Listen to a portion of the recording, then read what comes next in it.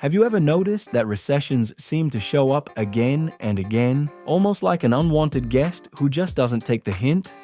We've had the Great Depression, the oil crises in the 70s, the dot-com bubble in the early 2000s, the global financial crisis in 2008, the COVID recession in 2020, and now economists are already warning about the next one.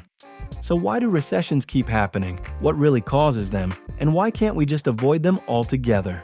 Let's break it down in a way that actually makes sense. So, what exactly is a recession? Before we dive into causes, let's clear up what a recession actually means. The simplest definition is 2 consecutive quarters of negative economic growth. In other words, if the economy shrinks for 6 months in a row, that's a recession. But that's just the technical definition. In real life, people know we're in a recession when jobs are harder to find, businesses are closing, and everyone starts feeling a little poorer. GDP is a number on a spreadsheet, but unemployment and empty storefronts, that's when it feels real. Why can't the economy just grow forever? If you've ever wondered, why do we even have recessions? Why doesn't the economy just keep expanding?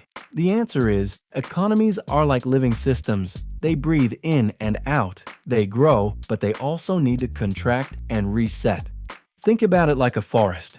Growth is natural and healthy, but eventually, the system gets overheated. Trees compete for sunlight, the soil gets depleted, and sometimes a fire clears things out so new growth can begin. Recessions are the economic equivalent of that reset. Painful, yes, but also, in some ways, necessary.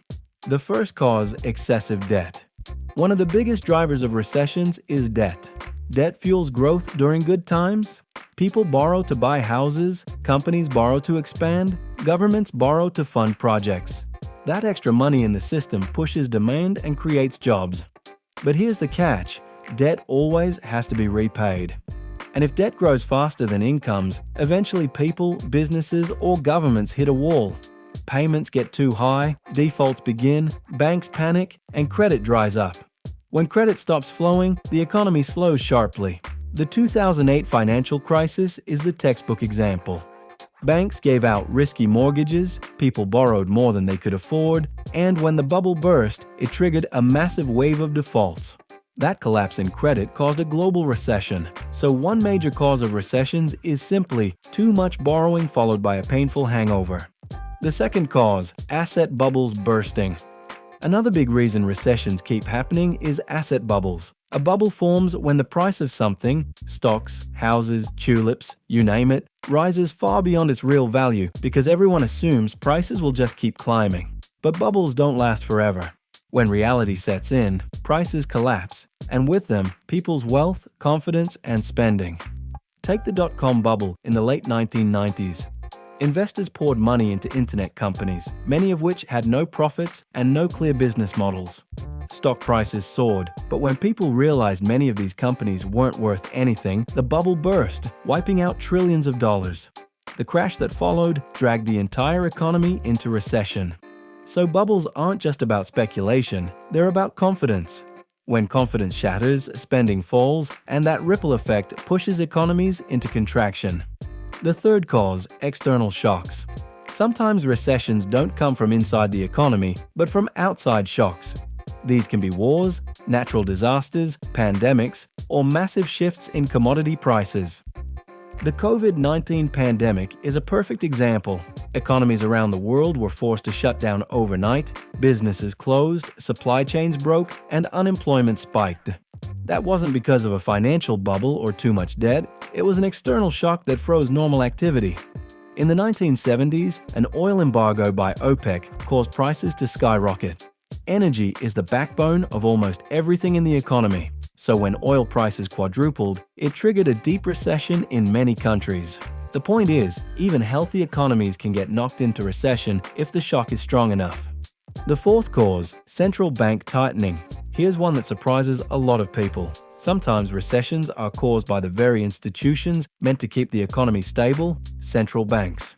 During times of high inflation, central banks raise interest rates to cool down the economy. Higher rates make borrowing more expensive and saving more attractive. That slows spending, which helps bring inflation under control. But there's a danger. If they tighten too aggressively, they can accidentally push the economy into recession. In fact, many past recessions were preceded by the Federal Reserve raising rates quickly. It's a tricky balancing act. Too slow, inflation spirals. Too fast, the economy crashes. So ironically, in trying to save the patient, central banks sometimes cause the very illness they're trying to prevent. Why recessions are hard to predict. At this point, you might be thinking, okay, so we know the causes. Why can't we just predict recessions and avoid them? The problem is, recessions aren't caused by just one thing. They're the result of multiple forces colliding. Debt levels, consumer confidence, asset prices, global events, government policy, and more. It's like trying to predict exactly when a storm will hit. You can see the clouds building, you can measure the wind, but the exact timing and severity are incredibly hard to nail down. Economists often joke that they've predicted 10 of the last 5 recessions. In other words, warnings are constant, but timing is unreliable. How recessions affect ordinary people. Okay, so far this might sound abstract. GDP, debt, interest rates. But what does a recession actually mean for everyday people? First and most obvious, job losses. Companies cut back when demand slows and unemployment rises. Even if you keep your job, raises may disappear and hours may be reduced. Second, reduced wealth. If you own stocks or property, their value often drops during recessions. Even if you don't sell, it can feel like your savings are shrinking. Third, lower confidence. People get scared and spend less. That makes businesses struggle even more, deepening the cycle. But there's also an upside. Recessions often push down prices on assets. Housing, stocks, and even wages can reset to more sustainable levels. For those with cash or secure jobs, recessions can be opportunities to buy low. This raises the uncomfortable question: are recessions actually necessary? In a way, yes. They clear out excesses. They punish overborrowing, deflate bubbles, and force inefficient businesses to close. Think of it as pruning a tree. Painful in the moment, but it allows healthier growth later. Without recessions, imbalances would just keep building until the eventual crash was catastrophic. So while no one enjoys them, recessions play a role in keeping economies from overheating indefinitely. Lessons from history. History shows us that recessions are painful but temporary. The Great Depression lasted a decade, but economies eventually recovered stronger. The 2008 crisis devastated markets, yet within years, stock markets reached new highs. The COVID recession was sharp but short, thanks to massive government intervention. The pattern is clear. Economies fall, but they also rise again. The cycle of boom and bust seems baked into capitalism itself. So, what really causes recessions? If we boil it all down, recessions happen because of a mix of factors. Too much debt followed by deleveraging, asset bubbles rising and then bursting, external shocks that disrupt normal activity, central banks tightening to fight inflation.